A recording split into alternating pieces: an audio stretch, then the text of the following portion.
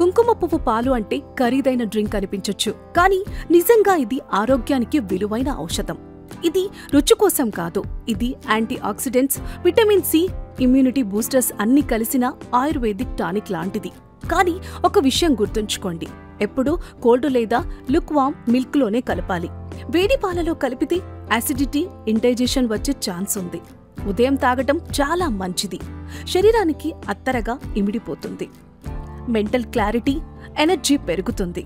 ఇది చర్మానికి గ్లో ఇస్తుంది, బ్రెయిన్ యాక్టివిటీ మెరుగుపరుస్తుంది, మైండ్ రిలాక్స్ చేస్తుంది.